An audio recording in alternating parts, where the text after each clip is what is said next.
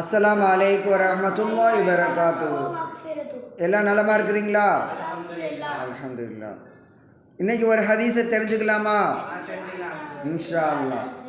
Okay. ஜாமியு Tirmidhi அப்படிங்கிற அந்த நூலில் பதிவு செய்யப்பட்ட ஒரு ஹதீஸ்.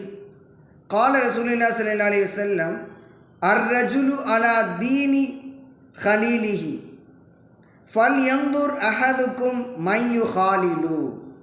அதாவது அல்லாஹ் ஸல்லல்லாஹு அலைஹி சொல்கிறாங்க, ஒரு மனிதன் தன்னுடைய நண்பன் வழியிலேயே இருக்கிறான். ஆகவே உங்களில் ஒருவர் தாம் யாருடன் நட்பு கொள்கிறோம் என்பதை கவனித்து கொள்ளட்டும் அப்படின்னு சொல்கிறாங்க. இதனுடைய பொருள் என்னென்னா, நீங்கள் யார்கிட்ட நட்பு கொள்கிறீங்க, நல்லவனா கெட்டவனா, நீங்கள் யாரோடு நட்பு கொள்கிறீங்க, தோழமை கொள்கிறீங்க, ஃப்ரெண்ட்ஷிப், யாரோட ஃப்ரெண்ட்ஷிப் வச்சுக்கிறீங்க. அவன் நல்லவனாக இருந்தால் நல்லதின் பக்கம் வழிகாட்டுவான், அவன் கெட்டவனாக இருந்தால் கெட்டதை நோக்கி தான் வழிகாட்டுவான்.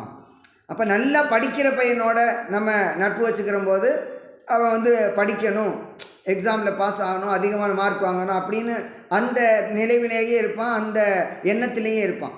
அதனால் அது மாதிரி நண்பர்களோடு நம்ம நட்பு வச்சுக்கணும்.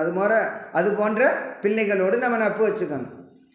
அதாவது படிக்காதவன் சோம்பேறி இது மாதிரியாக இருக்கிறான்னு வச்சுக்கோங்க, அவனோடு நீங்கள் நட்பு வச்சிங்கன்னா அது போலவே நீங்களும் மாறிடுவீங்க.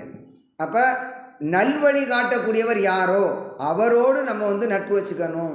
அப்போ தான் அவர் நல்வழிக்கு நம்மை அழைத்து செல்வார். தவறான வழியில் உள்ளவன் அவனோட, அல்லது சோம்பேறியாக இருக்கக்கூடியவன், அதே போல் கெட்ட பழக்கமுடையவன், கெட்ட வார்த்தைகளை பேசக்கூடியவன், இவனோடு நட்பு வச்சுட்டா என்ன ஆகும்? அதே பழக்கம்தான் நமக்கும் வந்துடும்.